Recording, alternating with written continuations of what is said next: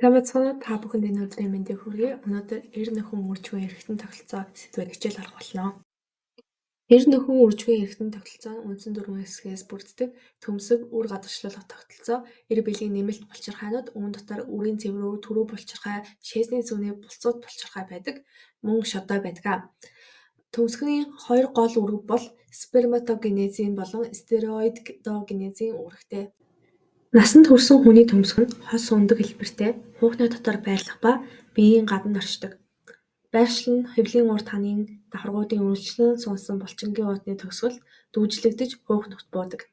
Төмсг нь хэвлийн хантай үрийн татлагаар холбогдохоос гадна хуухнагтай губернакулын үлдэц болох хуухныгийн холбоосоор холбогддог.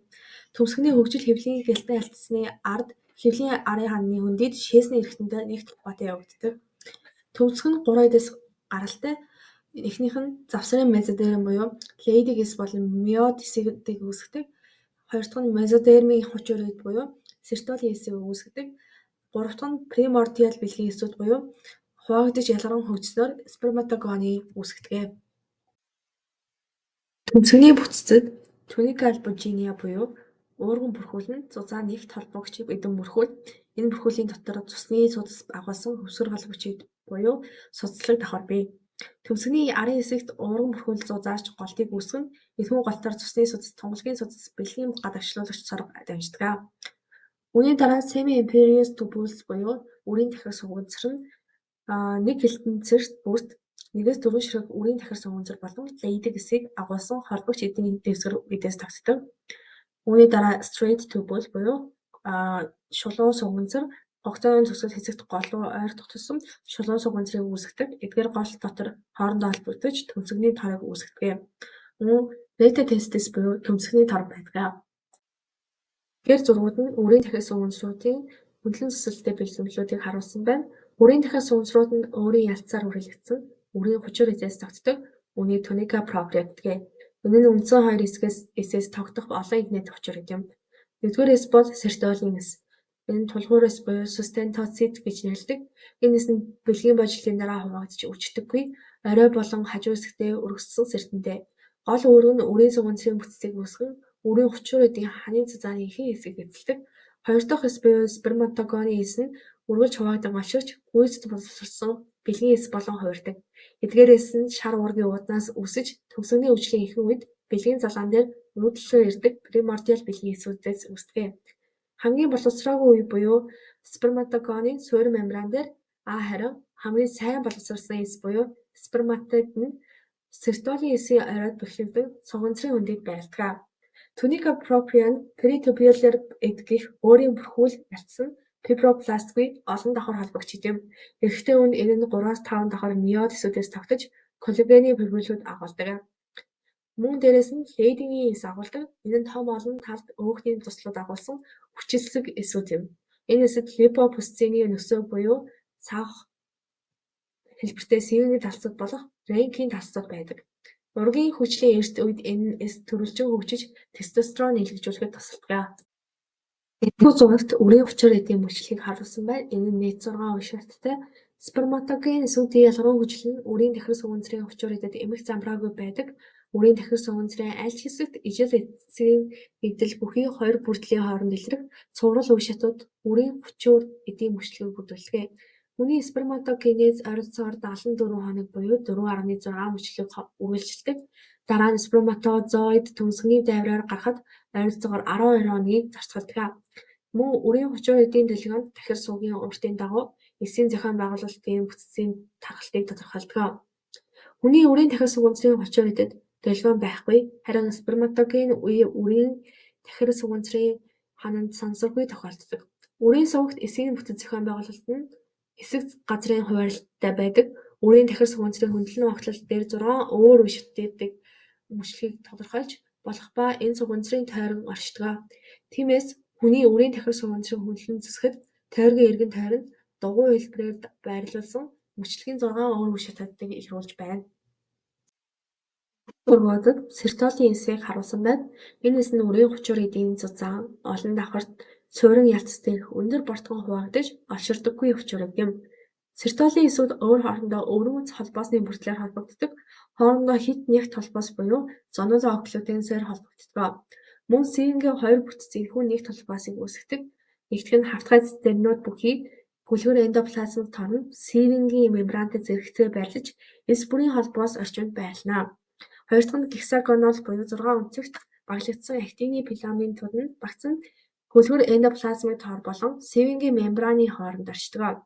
Сертолин эсүүдийн холбоосын бүрдэлтэй адил холбоос сперматидууд хооронд бэлхэгдэх газарт мөн тохиолддог. Гэвч нэгт холбоосгүй учраас сперматид нь бүлгэр эндоплазмын торны хавтгай цистерн болон актины филаментын багц байдаггүй. Сертолин эсийн цитоскелет нь 3 үндсэн бүрэлдэхүүн хэсгээс тогтдог. Нэгдүгээр нь бичил гурас. Энэ нь эсийн урт техникийн дагуу параллел байрлаж бусад эсүүдтэй харьцуулахад бичил гурсууд нь эсийн төвөөс бус эсийн зах хэсгээс үүсдэг нь онцлогтой. Эдгээр бичил гурсуудын хасах төсвөл нь эсийн орой хэсэгт харин эерэг төсвөл нь эсийн суур хэсэгт барилдаг. Тэдгээр нь цэврүүний зөвөрлөлтөнд оролцохоос гадна бичил гурс болон түүнтэй холбоотой хөдөлгөөний уургууд нь уртассан сперматидыг сертолин эсийн схемд байрлуулах үүрэгтэй болохыг судалгаагаар тогтоосон. Хоёр дахь нь завсрын филамент нь. Энэ нь сертолин эсийн арга ясны чухал бүтэц бөгөөд виментин хэмээх уургаас голчлон бүрддэг. Энэ бүтэц нь бөөмийг тойрон хүрээлж түүнийг эсийн бусад сивингийн эрхтэнцрүүдээс тусгаарладаг. Завсрын филамент нь бөөмийн гаднах бүрхүүлүүдээс десмосом төс холбоос бүртэл үргэлжилдэг сертолин эсийг бэхжүүлдэг үүрэгтэй. Актины филамент нь эсийн хоорондын холбоосны яг доор сивингийн мембран дагуу бөөгнөрөн байрладаг. Эдгээр филамент нь сертолин эс хоорондын холбоосыг бэхжүүлж тогтвортой байлгах үүрэгтэй. Мөн үүнд хүнд оршихуйнд биетүүд гэж байдаг. Энэ нь Charcot Butcher нь сивингийн суур хэсэг тохиолддог. Эдгээрийг өвөг тосны зөвөрлөлтөнд оролцож сертолин эс хэрэглэхэд оролцдог гэж үздэг. Сертолин эсүүд нь цус төмсгний хоргийг үүсгэж сперматоген үүсгэдэг дархлааны системээс тусгаарлан хамгаалдаг. Энэ хориг нь амин хүчлийн болон уургийн зохицуулалт тестостероны тогтвортой орчныг бүрдүүлэхэд чухал үнэлгээтэй. Сертолин эсээс ялгардаг андроген холбогч уурэг ABP нь тестостероныг хоригдлуулж сперматогенезийг дэмждэг. Мөн эдгээр эсүүд нь шүүрлийн үүрэгтэй бөгөөд сперматозоид болгон хөгжүүлэхэд шаардлагатай факторуудыг авч болдог. Ингэснээр сертолин эс нь эр бэлгийн хэмээн хөгжилд хамгаалалт дэмжлэгт гол үүрэгтэй оролцдог гэж үздэг.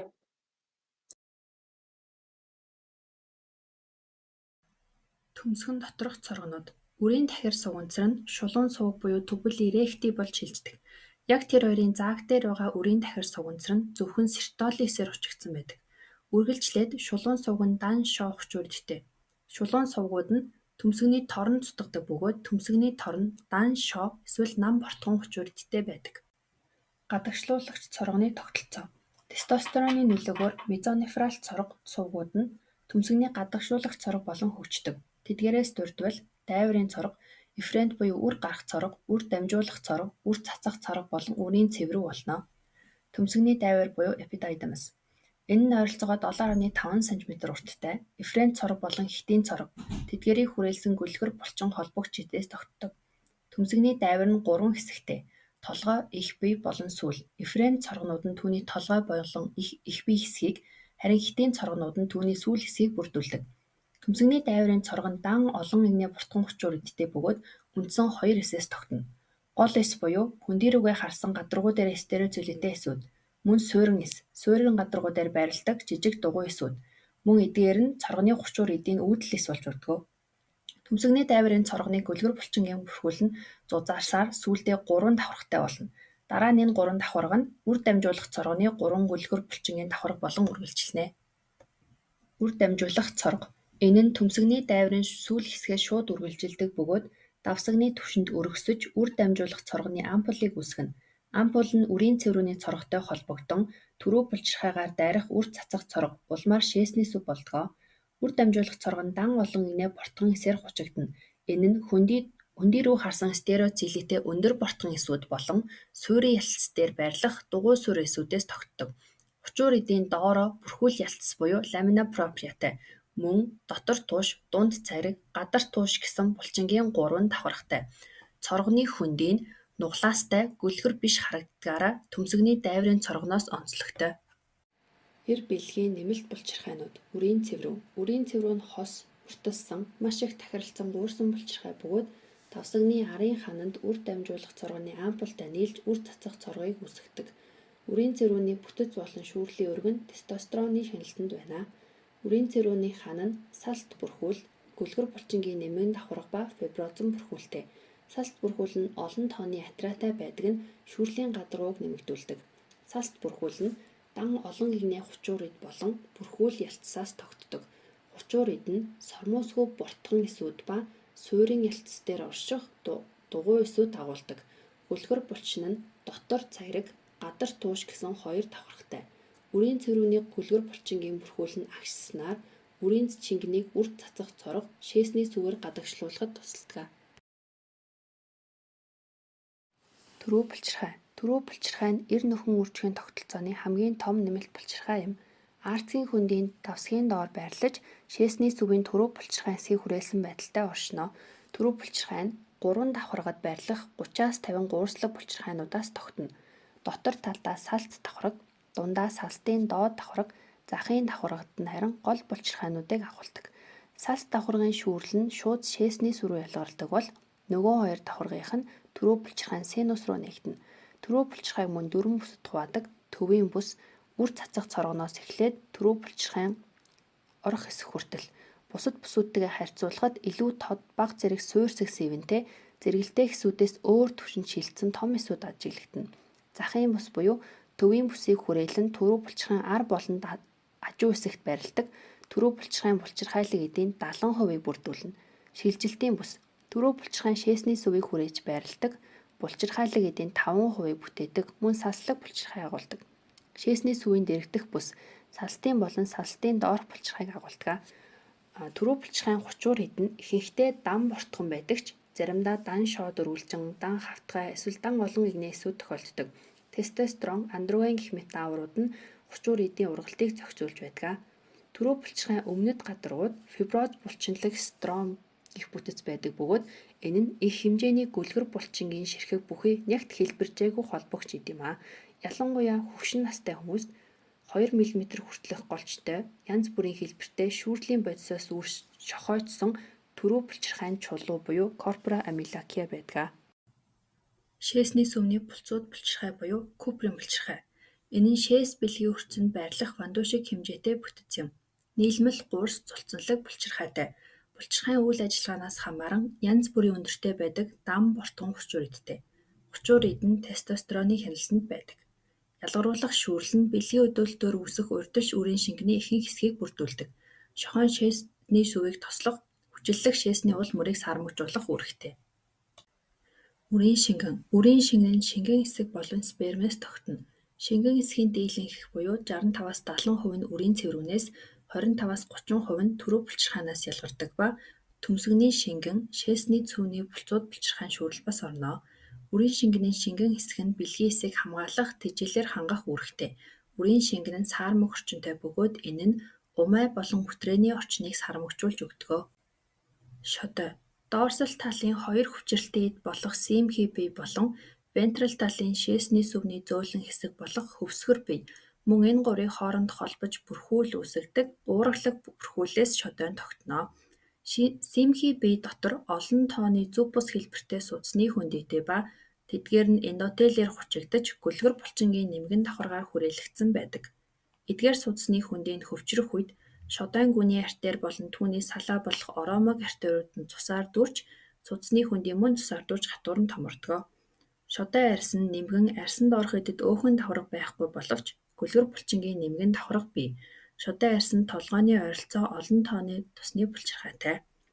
Мөн энэ эрхт нь соматик болон висцерал мэдрэлийн ширхгүүдээр хангагдсан байдаг ба висцерал мэдрэлийн ширхгийн парасимпатик мэдрэл нь хөвчрлийг эхлүүлдэг бол симпатик мэдрэл нь хөвчрөлтийг дуусгаж үрийн шингэн гадагшлуулах үйлдэлийг өдөөдөг.